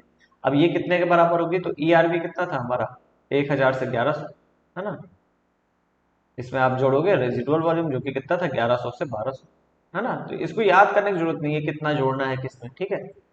बस कैपेसिटी वॉल्यूम आप याद रखो, कैपेसिटी तुरंत आ जाएगी। वाइटल कैपेसिटी क्या है, maximum amount of air a person can breathe in after a forcible respiration. अपने फोर्स रेस्पिरेशन करके फोर्सबली अपनी सारी हवा जितनी निकाल सकते थे निकाल दी। अब जो हवा आपने पूरी निकाल दी है तो आपके पास फिर आप इंस्पिरेशन करोगे, मतलब जब आप सांस अंदर लोगे तो सबसे पहले तो आप टाइडल वॉल्यूम ही लोगे, फिर उसके बाद जो आपने हवा बाहर निकाल दी है मतलब फोर्स करके यानी ईआरवी वो भी लोगे। इसके अलावा फिर आप, क्योंकि maximum volume of air a person can breathe in, maximum आप कितना ले सकते हो, टीआरवी ईवी तो आपने लिया ही क्योंकि आपने हवा क्या की थी, फोर्सली एक्सपिरेशन किया था है ना। तो टीवी और ईआरवी तो दिया है, इसके अलावा आईआरवी यानी इंस्पिरेटरी रिजर्व वॉल्यूम, इतनी हवा और ले सकते हो आप। तो ये कितना हो जाएगा, देखो this includes ERV TV and IRV, ठीक है। और maximum volume of air a person can breathe out after a forced inspiration, हमने जबरदस्ती, अच्छा दोनों देखो, दो यहाँ पे वो आ गई डेफिनेशन आ गई। एक तो हमने कहा हमने फोर्सबली एक्सपिरेशन किया, जबरदस्ती हमने सांस को पूरा का पूरा छोड़ा, तो जब हम दोबारा सांस लेंगे तो हम सबसे पहले टाइडल वॉल्यूम लेंगे, फिर हमने क्योंकि फोर्स करके सांस को निकाला है तो ईआरवी हमारी फिल हो जाएगी, फिर हमने क्योंकि हम टोटल कैपेसिटी हमारी देख रहे हैं तो हम एक्स्ट्रा सांस लेंगे अपनी एब्डोमेन मसल्स को यूज करके, तो आईआरवी आ जाएगा। दूसरी डेफिनेशन क्या है, maximum volume of air person can breathe out after a forced inspiration. अच्छा आप कितनी ब्रीथ आउट कर सकते हैं, मतलब आप सांस कितनी छोड़ सकते हो फोर्स इंस्पिरेशन के बाद। तो देखो सबसे पहले आप फोर्स इंस्पिरेशन कर लोगे तो उसके बाद सांस आप छोड़ना चाहोगे तो क्या होगा, सबसे पहले आप अपनी आईआरवी छोड़ दोगे इंस्पिरेटरी रिजर्व वॉल्यूम, फिर उसके बाद आप टाइडल वॉल्यूम छोड़ दोगे, यानी जो इंस्पिरेटरी रिजर्व वॉल्यूम को छोड़ोगे क्योंकि आपने फोर्स इंस्पिरेशन किया, फिर टाइडल वॉल्यूम भी तो है हमारे पास वो भी छोड़ दोगे, फिर हम क्या करेंगे एक्स्ट्रा छोड़ रहे हैं ईआरवी है ना। तो यही हो गया TV plus ERV plus IRV, वही चीज हमने फिर से लिख दिया। तो दो डिफिनेशन है, बात वही है सेम, ठीक है। फिर आखिरी में आता है total lung capacity, total volume of air accommodated in the lungs at end of force inspiration. आपने फोर्स इंस्पिरेशन किया, कितनी कैपेसिटी मतलब लंग्स के अंदर कितनी हवा रह गई, तो देखो आप खुद से समझो। फोर्स हमने इंस्पिरेशन किया है तो सबसे पहले हमने टीवी लिया होगा है ना, सबसे पहले टाइडल वॉल्यूम हमारे अंदर गई होगी, फिर हमने क्योंकि इंस्पिरेशन हम फोर्स कर रहे हैं तो आईआरवी गया होगा हमारे अंदर, फिर उसके बाद हमारे पास क्या होगा, अच्छा ये दोनों तो हम फोर्स किए हैं तो इस वजह से है। Total volume of air accommodated in lungs, force inspiration के बाद कितनी वॉल्यूम ऑफ एयर लंग्स के अंदर हमारे पास रहती है, तो टीवी तो आईआरवी तो आ ही गया, इसके अलावा हमारे लंग्स में ईआरवी तो हमारे पास है ना अभी, और इसके अलावा रेजिडुअल वॉल्यूम भी तो है। तो ये चार चीजें मिला के यानी सब का सब जोड़ दोगे आप, टीवी आरवी ईआरवी टीवी और आईआरवी, ये सब मिला दोगे तो आपका टीएलसी आएगा। इसी को एक तरीके से और लिख सकते हो आप, क्योंकि टीवी आईआरवी और ईआरवी ये क्या है, ये तीनों मिला के क्या है, वाइटल कैपेसिटी या वीसी, वीसी प्लस आरवी भी ले सकते हो है ना। तो देखो और vital capacity plus residual volume, ठीक है। एक्सचेंज ऑफ गैसेस पे आते हैं, एक्सचेंज ऑफ गैसेस मतलब गैस का एक्सचेंज कैसे होता है हम ये पढ़ेंगे, ठीक है। Alveoli are primary sites for site of exchange of gases, ये तो आपको पता है एल्वेलाई में एक्सचेंज होता है गैसेस का, इसके अलावा टिश्यूज और ब्लड के बीच में होगा वो भी हम आगे पढ़ेंगे, ठीक है। Exchange of gases also occur between blood and tissues, देखो लिखा ही है, ठीक है। Oxygen and carbon dioxide are exchange in these sites by simple diffusion mainly based on pressure and concentration gradient. तो याद रखना जो ऑक्सीजन और CO2 का वो होता है एक्सचेंज होता है वो मेनली प्रेशर और कंसंट्रेशन ग्रेडियंट के द्वारा होता है, ठीक है। दोनों आप कह सकते हो क्योंकि भाई जिसका प्रेशर ज्यादा होगा उसका कंसंट्रेशन भी उधर ज्यादा ही रहता है नॉर्मल केसेस में, ठीक है। लेकिन हम क्या करेंगे, प्रेशर के बारे में बात करेंगे, ठीक है, कंसंट्रेशन नहीं लेते हम, ठीक है। Solubility of gases as well thickness of the membrane involved in diffusion also are some important factor that can affect the rate of diffusion. Diffusion के रेट को कई चीजें इफेक्ट करती हैं। सबसे पहला ग्रेडियंट है ना, कि ग्रेडियंट कितना ज्यादा है, क्योंकि जितना ज्यादा ग्रेडियंट होगा यानी डिफरेंस जितना ज्यादा होगा, है ना, प्रेशर में डिफरेंस अंतर कितना ज्यादा होगा उतनी जल्दी डिफ्यूजन होगा। दूसरा चीज है कि गैसेस की सॉल्युबिलिटी, जिस जगह पे डिफ्यूजन होता है उस जगह पे सॉल्युबल है गैसेस की नहीं। भाई एक जगह से दूसरी जगह जाना है तो जो जगह पे जाना है उन्हें, वहां पे वो सॉल्युबिलिटी है कि नहीं उनकी, वो सॉल्युबल हो सकती है या नहीं। दूसरी चीज, तीसरी चीज है थिकनेस ऑफ द मेम्ब्रेन, यानी जिस मेम्ब्रेन को उन्हें पार करना है एक तरफ से दूसरी जगह जाने के लिए, जिस मेम्ब्रेन को पार करना है वो कितनी थिक है। तो ये तीन फैक्टर्स आप अच्छे से रखना, ठीक है। Pressure contributed by individual gas in a mixture of gas is called partial pressure. आपने डेफिनेशन पढ़ी होगी केमिस्ट्री में। पार्शियल प्रेशर क्या होता है, हमारे पास मान लेते हैं 10, यहाँ पे 10 तरह की गैस है, 10 में से किसी भी एक गैस के द्वारा जो प्रेशर कंट्रीब्यूट किया हो जा रहा है, भाई 10 गैस की वजह से प्रेशर रहेगा, जो किसी एक के द्वारा प्रेशर डाला जा रहा है उसको हम कहते हैं पार्शियल प्रेशर, ठीक है। And is represented as PO2 for oxygen and PCO2 for carbon dioxide, ठीक है। PO2 और PCO2 के फॉर्म में हम रिप्रेजेंट करते हैं इसको, ठीक है। Partial pressures of these two gases in the atmospheric air and sites are given in table 14.1। वही इंपॉर्टेंट है, हम टेबल देखते हैं। तो देखो हमारे पास यहाँ पे गैसेस दे रखी हैं, फिर हमने देखा है कि एटमॉस्फेरिक एयर में कितना हुआ, मतलब पार्शियल प्रेशर होता है गैस का। जैसे ऑक्सीजन का एटमॉस्फेयर में 159 पार्शियल प्रेशर है, जबकि कार्बन डाइऑक्साइड का है 0.3, यानी कार्बन डाइऑक्साइड का बहुत ही कम पार्शियल प्रेशर होता है एटमॉस्फेयर के अंदर, है ना। एल्वेलाई के अंदर ऑक्सीजन का प्रेशर 104 होता है, कार्बन डाइऑक्साइड का 40 होता है। ब्लड के अंदर डीऑक्सीनेटेड, यानी अगर डीऑक्सीनेटेड आप समझ लो गंदा खून, या फिर जिसके अंदर ऑक्सीजन नहीं है, उसमें ऑक्सीजन का पार्शियल प्रेशर कम होगा, ऑब्वियसली देखो 40 हो गया। और कार्बन डाइऑक्साइड का ज्यादा होगा, देखो ऑब्वियसली 45 हो गया। ऑक्सीजनेटेड ब्लड, यानी जिस ब्लड में ऑक्सीजन को डाला गया है उसमें ऑक्सीजन का प्रेशर ज्यादा होना चाहिए, देखो ना 95 हो गया ऑक्सीजन का पार्शियल प्रेशर। कार्बन डाइऑक्साइड का पार्शियल प्रेशर 40 है ना। टिश्यूज के अंदर ऑक्सीजन का पार्शियल प्रेशर 40 होता है और कार्बन डाइऑक्साइड का 45 होता है। अब याद करना इसको आसान है तब जब आप समझ लेते हो, ठीक है। तो देखो एटमॉस्फेरिक प्रेशर का तो आप याद ही रखना, ये दोनों है ना। अब जो गैसेस का एक्सचेंज हो रहा है वो देखो, एल्वेलाई में अगर हम बात करें तो ऑक्सीजन जो है उसका पार्शियल प्रेशर 104 है, और एल्वेलाई के जस्ट नीचे जो हमारा ब्लड होता है वो डीऑक्सीनेटेड होता है, उसका पार्शियल प्रेशर है 40। तो देखो कुछ ऐसी है एल्वेलाई हमारी, और ऐसा है हमारा डीऑक्सीनेटेड ब्लड यहाँ पे। अब एल्वेलाई के अंदर पार्शियल प्रेशर ऑक्सीजन का ज्यादा है ना 104, और डीऑक्सीनेटेड ब्लड के अंदर जो पार्शियल प्रेशर ऑक्सीजन का वो कम है 40। तो गैस कहाँ से कहाँ आना चाहेगी, एल्वेलाई से हमारे ब्लड के अंदर, और यही हमें चाहिए। ऑक्सीजन हमें एल्वेलाई से हमारे डीऑक्सीनेटेड ब्लड के अंदर भेजनी होती है, क्योंकि उसको ऑक्सीजन की जरूरत है, ठीक है। तो ये गैसियस एक्सचेंज हो गया जो कि आपको पता चल गया, ठीक है। दूसरा, एल्वेलाई में कार्बन डाइऑक्साइड का पार्शियल प्रेशर 40 है और डीऑक्सीनेटेड ब्लड में 45 है। भाई ये गंदा खून था, यहाँ पे CO2 का प्रेशर ज्यादा था, और जो लंग्स है हमारी उसमें जो क्या कहते हैं CO2 का पार्शियल प्रेशर वो काफी कम है। तो लंग्स से हमारी CO2 तुरंत बाहर निकलेंगी और एल्वेलाई के अंदर चली जाएंगी, यानी यहाँ से यहाँ क्यों, भाई 45 से 40 की ओर, यानी हमारे ब्लड से एल्वेलाई में चली जाएंगी और एल्वेलाई से उनको बाहर निकाल दिया जाएगा हमारी बॉडी के, और यही हम चाहते थे। तो ये हमारा पहला एक्सचेंज था। दूसरा एक्सचेंज ब्लड और टिश्यू के बीच में होता है। भाई अब हमारे पास आ गया ऑक्सीजनेटेड ब्लड, हमारे पास ऑक्सीजनेटेड ब्लड आ गया, 95 है पार्शियल प्रेशर, टिश्यू के अंदर 40 है पार्शियल प्रेशर ऑक्सीजन का, 95 से 40 के अंदर, यानी ब्लड से जो ऑक्सीजन है वो निकल के टिश्यू के अंदर जाएगी, जो कि जरूरत भी है, टिश्यू को यूज करना है। इसके अलावा टिश्यू में कार्बन डाइऑक्साइड का पार्शियल प्रेशर 45 है और ब्लड के अंदर ऑक्सीजनेटेड ब्लड के अंदर 40 है, तो टिश्यू के अंदर से कार्बन डाइऑक्साइड निकल के बाहर आएगी ब्लड के अंदर, ऑक्सीजनेटेड ब्लड के अंदर, और ब्लड को जो है वो थोड़ा सा गंदा करेगी, यानी डीऑक्सीनेटेड करने का काम करेगी, ठीक है। तो ये आप समझ लो दो हमारे क्या कहते हैं एक्सचेंज हो गए, दो जगह पे डिफ्यूजन हो गया, ठीक है। तो यही आपको समझना था, ये काफी ज्यादा इंपॉर्टेंट है। अब यही चीज आपको यहाँ पे दिखा रखा है कि इंस्पायरेशन आपने किया तो ऑक्सीजन का पार्शियल प्रेशर इतना है, कार्बन डाइऑक्साइड का इतना है, फिर यहाँ पे ये हुआ, वहां पे वो हुआ, जो ऑलरेडी मैंने बता रखा है वही सब यहाँ पे आपको दिखा रखा है, ठीक है, कोई एक्स्ट्रा चीज नहीं है।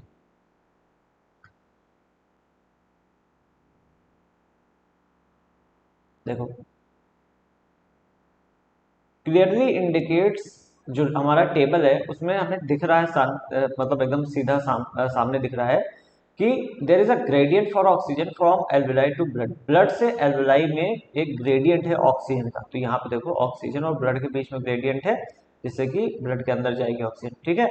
और ब्लड और टिश्यू के बीच में भी ग्रेडियंट है, जो कि आपको मैंने यहाँ पे दिखा रखा है, ठीक है। इसी तरीके से सिमिलरली एक ग्रेडियंट प्रेजेंट है कार्बन डाइऑक्साइड का in opposite direction from tissue to blood and blood to tissue. Carbon dioxide का अपोजिट डायरेक्शन में, जैसे जैसे ऑक्सीजन अंदर जा रही है वैसे वैसे कार्बन डाइऑक्साइड बाहर जा रही है, ठीक है। अच्छा, क्योंकि CO2 की सॉल्युबिलिटी 20 से 25 टाइम ज्यादा होती है ऑक्सीजन से कंपेरिजन में, ऑक्सीजन के कंपेरिजन में। मैंने बताया था सॉल्युबिलिटी ऑफ गैस भी तो इंपॉर्टेंट है रेट ऑफ डिफ्यूजन में, और CO2 की सॉल्युबिलिटी ज्यादा है। The amount of CO2 that can diffuse through the diffusion membrane per unit difference in partial pressure is much higher compared to that oxygen। क्योंकि solubility, क्योंकि oxygen की उसकी carbon dioxide की ज्यादा है, इस वजह से जो हमारी डिफ्यूजन मेम्ब्रेन है उसमें जो मतलब CO2 का जो डिफ्यूजन हो रहा है वो कई गुना है, मच हाइयर है ऑक्सीजन के कंपेरिजन, ठीक है। ये इंपॉर्टेंट याद रखना। डिफ्यूजन मेम्ब्रेन हमारी जो है बनी होती है 3 मेजर लेयर से, जो कि फिगर में दे रखा है, पहले देख लो। पहले thin squamous epithelium of alveoli, यानी एल्वेलाई की जो दीवार है जो कि बेसिकली पतली सी स्क्वेमस एपिथेलियम से बनी हुई है ना। एपिथेलियम नाम की टिश्यू होता है, आपने पढ़ा होगा structural organisation in plant and animal, तब पढ़ाया जाता है आपको, ठीक है। तो एल्वेलाई की दीवार हो गई, फिर जो कैपिलरी है यानी ब्लड की जो वेसल है उसकी दीवार हो गई, जिसे एंडोथीलियम कहते हैं, endothelium of alveolar capillaries. Alveoli के जो बगल में कैपिलरी है यानी ब्लड वेसल है उसकी दीवार, और इन दोनों के बीच में एक सब्सटेंस भरा होता है जिसे बेसमेंट सब्सटेंस कहते हैं, composed of thin basement membrane supporting the squamous epithelium and basement membrane surrounding the single layer of endothelium cells of capillaries। इतना समझने की जरूरत नहीं है, कुल मिला के ये समझो हमारी जो डिफ्यूजन मेम्ब्रेन है उसमें 3 लेयर। पहली चीज ये वाली लेयर, ये आप देख रहे हो, ये सिंगल सेल की जो लेयर बनी हुई है ये स्क्वेमस एपिथेलियम, पतली पतली सी सेल्स है ये जो देख रही हैं आपको, है ना। तो एल्वेलाई की स्क्वेमस एपिथेलियम, फिर जो ये हमारी ब्लड है, ब्लड वेसल है, उसमें ये जो सेल्स आपको दिख रही हैं ये सेल्स, इनको हम एंडोथीलियम कह रहे हैं, एंडोथीलियम ऑफ ब्लड वेसल। और बीच में जो सब्सटेंस भरा है उसको क्या कह रहे हैं, क्या कह रहे हैं, कहाँ पे लिखा हुआ है, बेसमेंट सब्सटेंस, यहाँ पे लिखा, ठीक है। तो squamous epithelium of alveoli wall जो कि 1 सेल थिक है, एक सेल की, फिर एंडोथीलियम ऑफ ब्लड कैपिलरी और बेसमेंट सब्सटेंस, इन तीनों से बनती है हमारी डिफ्यूजन मेम्ब्रेन, ठीक है। इन्हीं तीनों को पार करना होता है, अगर अंदर से बाहर जाना है चाहे बाहर से अंदर आना है, इन्हीं तीनों को पार करना है, ठीक है।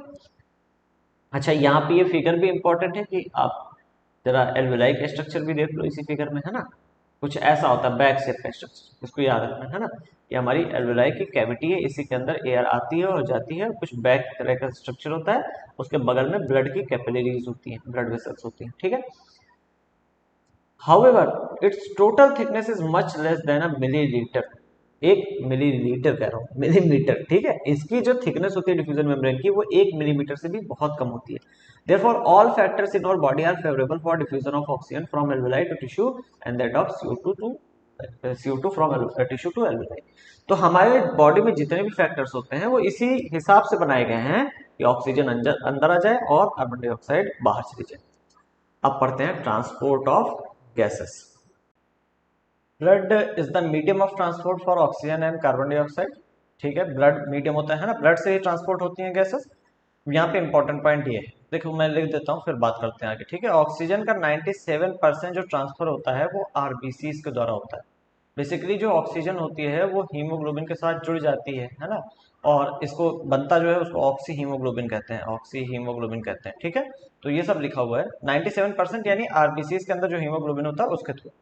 अच्छा, बचा हुआ जो 3% है वो प्लाज्मा में डिसॉल्व होके जाती है, ठीक है। ये ऑक्सीजन का सिस्टम है, ठीक है। और कार्बन डाइऑक्साइड का इसी समय देख लो, 70% कार्बन डाइऑक्साइड जो है वो बाइकार्बोनेट आयन के फॉर्म में H2CO3 माइनस, H2CO3 तो बाइकार्बोनेट हो गया, HCO3 माइनस, ये होता है बाइकार्बोनेट आयन। तो 70% बाइकार्बोनेट आयन के पास फॉर्म में, 20 से 25% ये CO2 जो होती है वो आरबीसीज के फॉर्म, आरबीसीज के द्वारा, मतलब वही हीमोग्लोबिन के साथ में जुड़ के।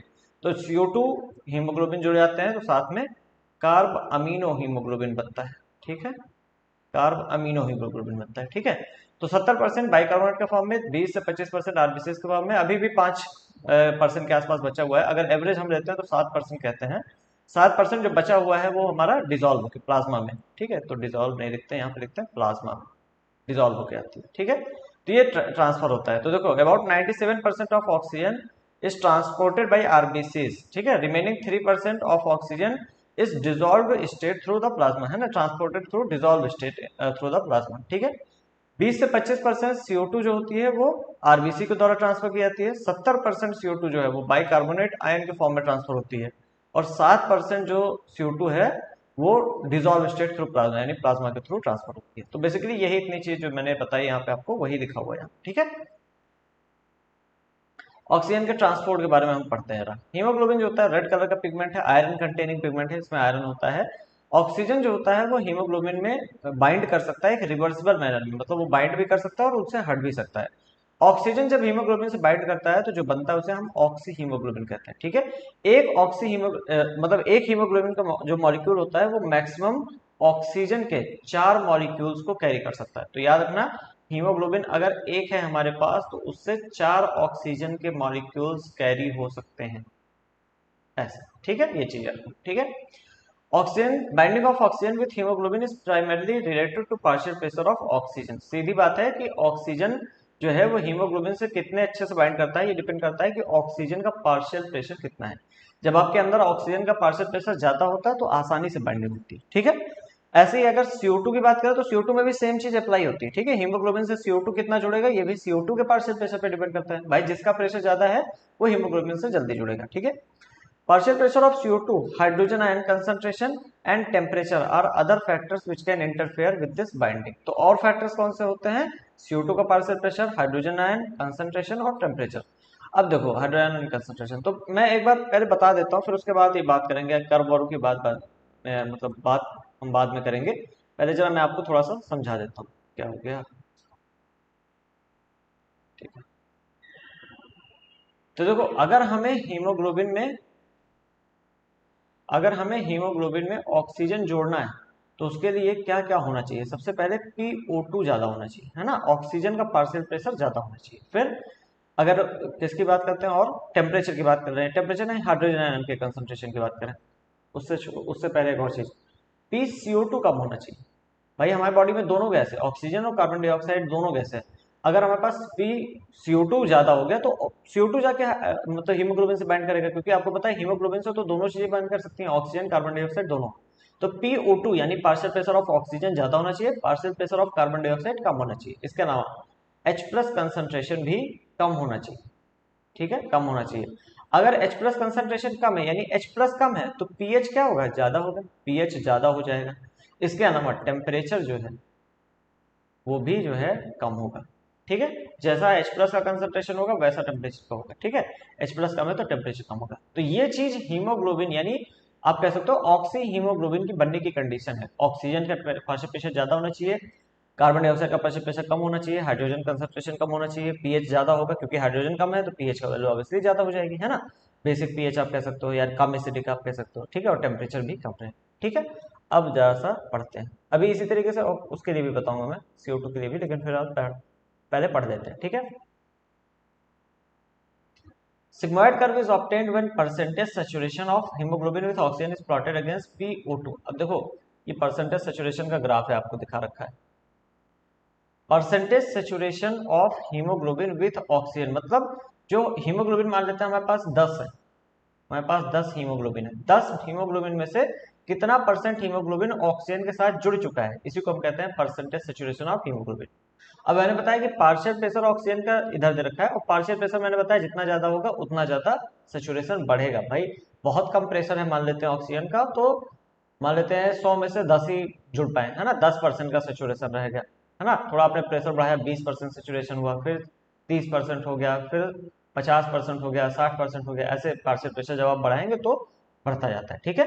अब ये जो ग्राफ आता है ना सिग्मॉइड आता है, सिग्मॉइड मतलब जैसे आपने पार्शियल प्रेशर इधर बढ़ाना शुरू तो शुरुआत में ऐसे धीमे धीमे बढ़ेगा, ठीक है। फिर उसके बाद एकदम आप पार्शियल प्रेशर थोड़ा सा और बढ़ाओगे तो एकदम ये तेजी से सैचुरेशन बढ़ेगा, है ना। ऑक्सीजन का देखो यहाँ पे बहुत ही तेज ग्राफ बढ़ा है। एस शेप ऐसा ही होता है ना, कुछ एस शेप ऐसा होता है, शुरुआत में धीमा फिर एकदम खूब तेज अचानक से होता है, ठीक है, कुछ ऐसा जो भी बना हुआ है यहाँ पे, ठीक है। मेरा दोनों एस खराब बना, 2 बार एस मैंने बनाया, दोनों खराब बना, ठीक है। कुछ ऐसा होता है, ठीक है। शुरुआत में धीमा धीमा, फिर अचानक से तेज से चढ़ता है, ठीक है। तो अब देखो यहाँ पे तेज से यहाँ पे पार्शियल प्रेशर मतलब जो सेचुरेशन है वो बढ़ गया, मतलब काफी ज्यादा सेचुरेशन हो गया। फिर धीमे धीमे फिर से बढ़ रहा है, बढ़ रहा है, बढ़ रहा है, एक टाइम आएगा 100% सेचुरेशन हो गया। मतलब मान लेते हैं हमारे पास 100 मॉलिक्यूल्स थे हीमोग्लोबिन के, सारे के सारे मॉलिक्यूल्स जो हैं वो ऑक्सीजन से जुड़ गए, तो हम कहेंगे 100% सेचुरेशन हो गया। तो जब भी partial pressure of oxygen percentage saturation of haemoglobin with oxygen के अगेंस्ट प्लॉट किया जाता है, तो एस शेप कर्व आता है हमारे पास, है ना, एस शेप कर्व आता है, ठीक है, ये याद रखना। इसी इसी कर्व को हम कहते हैं ऑक्सीजन डिसोसिएशन कर्व, ठीक है, ये जो कर्व है, and is highly useful in studying the effect of factors like PCO two, hydrogen concentration etcetera on bonding of oxygen with haemoglobin, ठीक है। तो ये ऑक्सीजन डिसोसिएशन कर्व हम यूज करते हैं हर एक फैक्टर को पढ़ने के लिए, जैसे carbon dioxide, partial pressure of carbon dioxide, है ना, H plus concentration etcetera on binding of oxygen with haemoglobin. Alveoli के अंदर बात करें where there is high PO2, जहाँ पे हाई मात्रा में ज्यादा जो है मतलब कंसंट्रेशन होता है ऑक्सीजन का, पार्शियल प्रेशर होता है ऑक्सीजन का, लो PCO2 होता है, लेसर H प्लस कंसंट्रेशन होता है एंड लोअर टेम्परेचर होता है। अच्छा, लेसर H प्लस मतलब हाई pH, तो वही सारी चीजें है ना, देखो मैंने जो लिख रखा है, ऑक्सीजन प्रेशर से ज्यादा, CO2 का पार्शियल प्रेशर कम, हाइड्रोजन का कंसंट्रेशन कम और टेम्परेचर कम, ठीक है। दो चीजें ज्यादा हैं, दो चीजें कम है ना। तो high PO2, low CO2, lesser H plus concentration और लोअर टेम्परेचर, नहीं तीन चीजें कम, एक ही ज्यादा है ना, बाकी तीनों कम है, ठीक है। तो factors are all favourable for the formation of oxy haemoglobin, इस केस में ऑक्सी हीमोग्लोबिन बनेगा। Where is in the tissues where low PO2, अगर PO2 जस्ट अभी आप इसका उल्टा कर दो, जो भी चीजें मैंने बताया है इसका अगर आप उल्टा कर दो, मतलब PCO2 बढ़ा दो, आप PCO2 बढ़ा दो, PO2 कम कर दो, आप H प्लस कंसंट्रेशन आप बढ़ा दो, H प्लस कंसंट्रेशन आप बढ़ा दो, टेम्परेचर आप बढ़ा दो, तो ये सारी कंडीशन किसके लिए होंगी, ये कार्ब अमीनो हीमोग्लोबिन यानी CO2 और हीमोग्लोबिन के बाइंड करने के लिए ये परफेक्ट कंडीशन हो, है ना। जस्ट आपने जस्ट उल्टा कर दिया जो मैंने बताया था उसका, ठीक है। तो low PO2, high PCO2, high H plus concentration और हाई टेम्परेचर होगा, तो condition are favourable for dissociation of oxygen from haemoglobin. हाँ, तो ये दोनों चीजें हो सकती है ना। ये कंडीशन जो है वो ऑक्सीजन को हीमोग्लोबिन से दूर भी रखेगी, क्योंकि ऑक्सी हीमोग्लोबिन बन ही नहीं पाएगा, और ऑक्सीजन का डिसोसिएशन यानी हीमोग्लोबिन जो ऑक्सी हीमोग्लोबिन बना हुआ है वो खत्म भी हो जाएगा, टूट जाएगा अगर कहीं बना हुआ है तो, ठीक है। इसके अलावा ऑक्सीजन के हटने के अलावा कार्बन डाइऑक्साइड को बाइंड करने के लिए, है ना, ये कंडीशंस बेस्ट होती है, ठीक है। This clearly indicates that oxygen gets bound to haemoglobin in the lung surface and gets dissociated at the tissues. अब ये कंडीशंस जो है वो परफेक्ट होती हैं जहां पे जैसी जरूरत है। जब हम लंग की बात करेंगे तो ऑक्सी हीमोग्लोबिन बनने की कंडीशंस होती हैं, क्योंकि आपको पता है PO2 कितना था, 159, है ना, 159 ही तो था। अच्छा, 159 एटमॉस्फेयर था, हाँ, 104 देख रहे हो, एल्वेलाई में PO2 काफी ज्यादा है, ठीक है, तो इस वजह से ऑक्सी हीमोग्लोबिन की कंडीशन बनने की कंडीशन है, ठीक है। तो वही चीज यहाँ पे लिखा हुआ है। अच्छा, अब यहाँ पे एक इंपॉर्टेंट पॉइंट, अगर आप 100 ml ब्लड ले रहे हो, ऑक्सीजनेटेड ब्लड ले रहे हो, तो वो 5 ml ऑक्सीजन को टिश्यूज पे डिलीवर करता है अंडर नॉर्मल फिजियोलॉजिकल कंडीशन, सिर्फ 5 ml, 100 में से 5 ml, यानी 5% जो है वो डिसोसिएशन करके ऑक्सीजन टिश्यूज के पास चली जाती है, बाकी 95% वापस आ जाती है या फिर वहीं रह जाती है, ठीक है। इसको हटा देते हैं यहाँ से।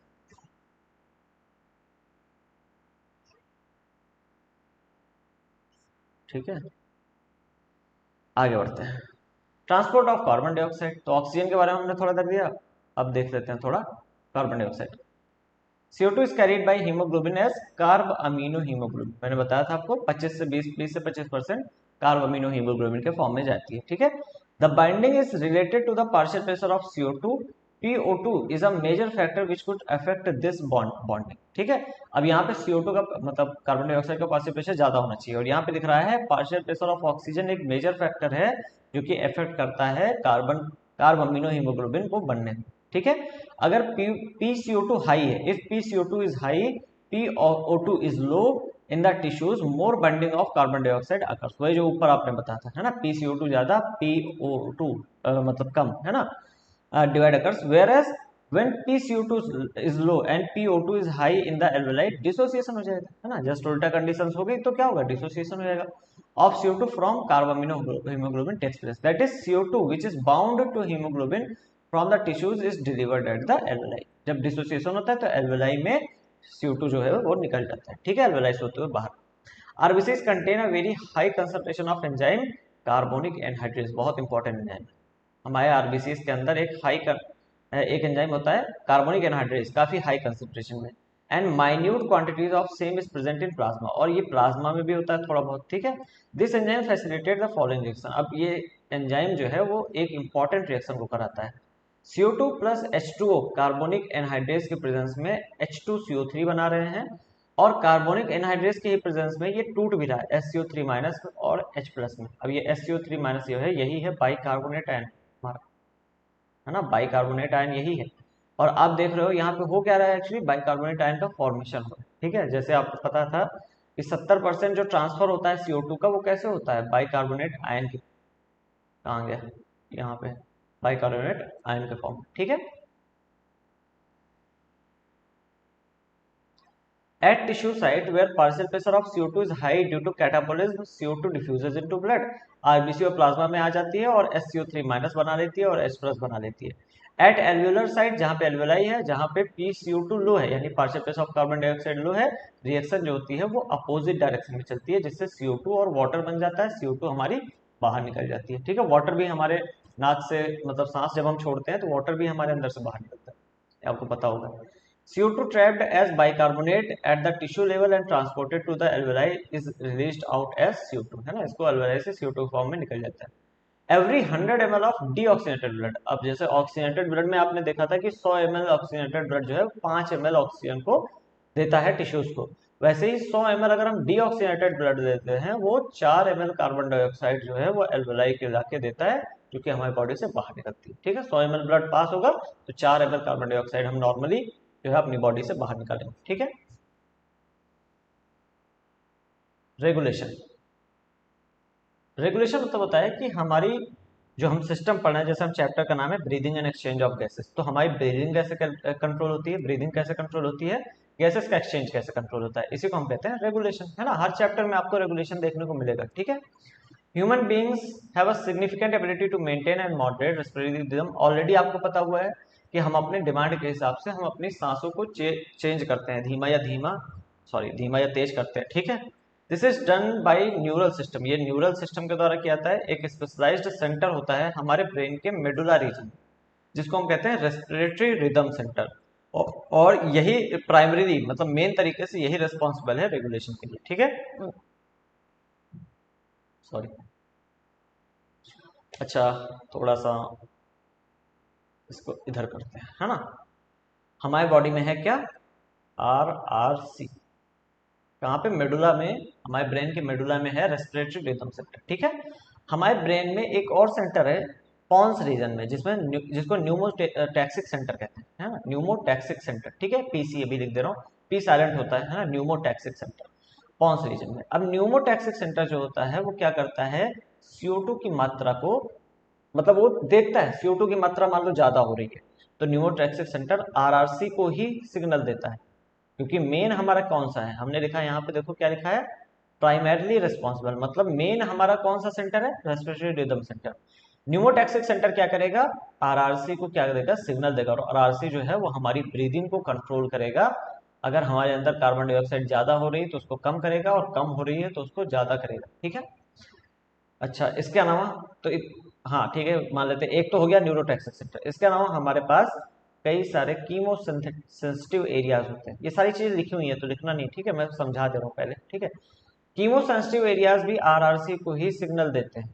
इसके अलावा जो हमारी कैरोटिड आर्टरी होती है, जो हमारी, ऐसे लिख देते हैं CA, कैरोटिड आर्टरी होती है, इसके अलावा ऑर्टिक आर्क जो होता है हमारा, ये दोनों भी RRC को ही सिग्नल देते हैं, जिसके द्वारा हमें ब्रीदिंग को कंट्रोल किया जाता है। तो मतलब मेन फंक्शन हमारा यहाँ पे RRC, जो कंट्रोल जो मेन है वो RRC का है। चाहे कहीं से भी RRC खुद भी करता है, ऐसा नहीं कि जब तक सिग्नल नहीं आएगा तब तक नहीं करेगा, खुद भी वो डिटेक्ट करता है कि मान लो हमारे बॉडी में CO2 की मात्रा ज्यादा हो रही है तो खुद भी वो डिटेक्ट करता है, लेकिन pneumotaxic centre, chemosensitive area, carotid artery और ऑर्टिक आर्क भी होते हैं। ठीक है। Another center, देखो लिखा हुआ है, another center present in the pons region of the brain called pneumotaxic center can moderate functions of the respiratory rhythm center, है ना। respiratory rhythm center के functions को ये moderate करता है, बदल सकता है।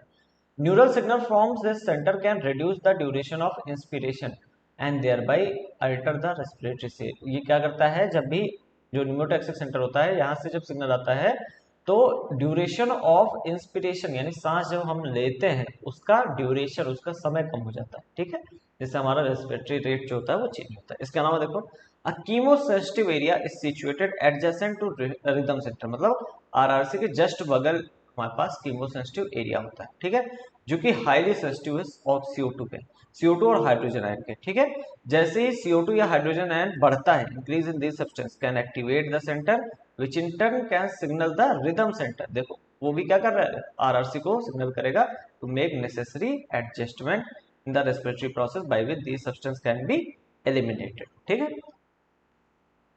Receptors associated with aortic arch and carotid artery. अब कैरोटिड आर्टरी तो आपको समझ में आता है, एक तरह की आर्टरी है। एओर्टिक आर्क क्या होता है बेसिकली, अभी तो वैसे जानने की जरूरत नहीं है आपके, है ना, अभी कोई जरूरत नहीं है जानने की। ऐसे एक आर्क बनता है, एक, है ना, ऐसे एक आर्क बनता है, आर्क समझ रहे हो ना, एक मतलब ऊंचा सा बनता है ऐसे, है ना, नॉर्मली सीधा नहीं रहता है, ऐसे आर्क बनता है, इसे एओर्टिक आर्क कहते हैं। ठीक है, अभी इतना ही जानो बस।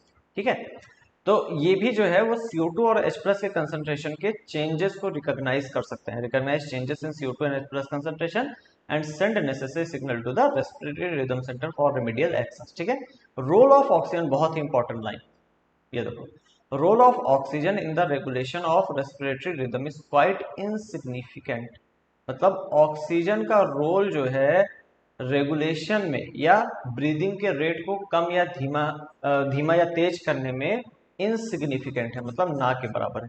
तो ज्यादातर जो हमारा ब्रीदिंग का रेट चेंज होता है वो CO2 देख के चेंज किया जाता है कि CO2 बढ़ तो नहीं गया या CO2 घट तो नहीं गया, CO2 के हिसाब से होता है। ऑक्सीजन का रोल इसमें बहुत ही कम। ठीक है, बस हम आते हैं अब डिसऑर्डर्स ऑफ रेस्पिरेटरी सिस्टम पे। पहले एस्थमा, है ना, एजमा जिसे कहते हैं, है ना तो अस्थमा या फिर एजमा जो भी कह लीजिए, ये क्या होता है, ब्रीदिंग में हमें डिफिकल्टी होती है, सांस लेने में दिक्कतें होती है, कॉजिंग वीजिंग, जिससे वीजिंग मतलब सांस में आपको आवाज आएगी। ठीक है, पतली सी आवाज आती है, वीजिंग कहा जाता है। ठीक है, अब मैं कर नहीं सकता यहाँ पे, दिखा नहीं सकता, समझ में नहीं आएगा। ठीक है, तो वीजिंग साउंड आता है due to inflammation of bronchi and bronchioles, ये ब्रोंकाई और ब्रोंक्यूल्स के इन्फ्लामेशन से होती है। एम्फाइसीमा एक क्रोनिक डिसऑर्डर है, क्रोनिक मतलब बहुत टाइम लेके जो जनरेट होता है, ऐसा नहीं कि एक ही दिन में हो गया, है ना। तो एम्फाइसीमा एक क्रोनिक डिसऑर्डर है, टाइम लेके ये जनरेट होता है धीमे धीमे, in which alveoli walls are damaged, alveoli की वॉल्स डेवलप डैमेज हो जाती हैं, due to which respiratory surface is decrease, जिसकी वजह से रेस्पिरेशन का जो सरफेस था हमारा, है ना, मान लेते हैं हमारे पास जो एल्वेलाई थी 100% एल्वेलाई में से हमने काफी कम बची, काफी कम नहीं मतलब मान लो 80% ही बची, तो रेस्पिरेटरी जो सरफेस है वो कम हो गया। One of the major causes of this is cigarette smoking. Direct question आता है, कितनी बार आ चुका है ना, सिगरेट स्मोकिंग एक मेन कारण है किसका, एम्फाइसीमा। आखिरी में आ जाओ, ऑक्यूपेशनल रेस्पिरेटरी डिसऑर्डर्स, जिसे ORD या OLD कहते हैं, OLD भी कहता है, ऑक्यूपेशनल लंग डिसऑर्डर भी कहा जाता है। ठीक है, in certain industries specially those involving grinding और स्टोन ब्रेकिंग, कुछ इंडस्ट्रीज हैं जिसमें खासकर ग्राइंडिंग यानी पीसने का काम हो जाता है, या स्टोन ब्रेकिंग, स्टोन को तोड़ने का काम होता है, बहुत ज़्यादा डस्ट प्रोड्यूस होती है और इससे डिफेंस मैकेनिज्म हमारा पूरी तरीके से लड़ नहीं पाता है, can not fully cope with the situation. Long exposure, अगर लगातार आप इस जगह से काम कर रहे हो तो इसमें होगा क्या, inflammation leading to fibrosis, inflammation होगा जिससे फाइब्रोसिस होगा। फाइब्रोसिस का प्रोलिफरेशन ऑफ फाइब्रस टिश्यू, जो हमारा फाइब्रस टिश्यू है उसका प्रोलिफरेशन हो जाएगा, आप समझ लो वो टिश्यू खराब जाएगा या उसकी डेथ हो जाएगी, उसमें छेद हो जाएंगे, ये आप समझ सकते हो। ठीक है, एंड दस causing serious lung damage, workers in such industries should wear protective mask. ठीक है, यहीं पे हमारा ये चैप्टर समाप्त होता है ना। कुछ क्वेश्चन है, एक बार देख लेते हैं, अगर कैसा कुछ मतलब आसान लिखने वाला नहीं होगा तो देख लेंगे। वाइटल कैपेसिटी डिफाइन करो, सिग्निफिकेंस क्या है। वाइटल कैपेसिटी सिर्फ इतना बता दो किन 3 रेस्पिरेटरी वॉल्यूम को जोड़ के मिलती थी। तो आपको पता है टीबी, आईआरबी और ईआरबी, है ना। तो बस ठीक है। State the volume of air remaining in the lungs after normal breathing. State the volume of air remaining in the lungs after a normal breathing. आपने नॉर्मली सांस लिया और सांस छोड़ दिया, सांस नॉर्मल वाला सांस छोड़ दिया, उसके बाद जो वॉल्यूम ऑफ एयर बचेगा वो कितना होगा, तो किसके बराबर होगा, आपका आरवी तो रहेगा ही, है ना, ई आरवी रहेगा पहली चीज तो, क्योंकि आपने एक्सपिरेशन फोर्स नहीं किया, तो एक्सपिरेटरी रिजर्व वॉल्यूम आपके पास बचाएगा और रेसिडुअल वॉल्यूम आपके पास बचाएगा, ठीक है। Diffusion of gases occurs in alveolar region only, not in the other parts of respiratory system, why. तो इसका जो आंसर है वो थोड़ा सा बड़ा जाएगा, क्योंकि और पार्ट्स में डिफ्यूजन मेम्ब्रेन है, नहीं मिल पाएगी, है ना, मोटे मोटे पार्ट्स हैं, है ना, और हर जगह ऑक्सीजन जो है डायरेक्ट नहीं यूज की जा सकती, ठीक है, तो ये रीजन हो सकते हैं। What are the major transport mechanism for CO2, ये सब आप कर लोगे। What will the PO2 and PCO2 in the atmospheric air compare to those in the alveolar air. तो PO2 और PCO2 एटमॉस्फेरिक एयर में कितना है, अगर हम एल्वियोलाई के एयर से कंपेयर करें तो ऑब्वियसली PCO2 कितना था, PO2 159 था और PCO2 कितना था, 0.3 था, है ना। तो PO2 तो ऑब्वियसली ज्यादा है, तो ये ऑप्शन नहीं होगा आपका, ये ऑप्शन नहीं होगा, PO2 ज्यादा है, PCO2 कम रहेगा, PCO2 लेसर, है ना, ये ऑप्शन होगा आपका। इन द एटमॉस्फेरिक प्रेशर में PCO2 ज्यादा है, हाँ PO2 ज्यादा है और PCO2 कम है। Explain the process of inspiration, ये सब बड़े क्वेश्चन है ना। How is respiration regulated, what is the effect of, ये सब क्वेश्चन आप करोगे, ठीक है। डिस्टिंग्विश बिटवीन, नहीं, ठीक है, ओके, ठीक है, यहीं पे हमारा चैप्टर समाप्त होता है। नई एनसीईआरटी के अकॉर्डिंग हमने पूरा चैप्टर इसको पढ़ लिया, ठीक है। और मिलते हैं अगले वीडियो में, हम फिर उसमें अगले चैप्टर को पढ़ेंगे। और अगर आपको कोई यहाँ पे समस्या हुई हो, कुछ ना समझ में आ रहा हो, तो आप क्वेश्चन को कमेंट्स में पूछ सकते हैं, ठीक है। ठीक है, मिलते हैं अगले वीडियो में, तब तक के लिए पढ़ते रहिए, मौज करते रहिए, बाय।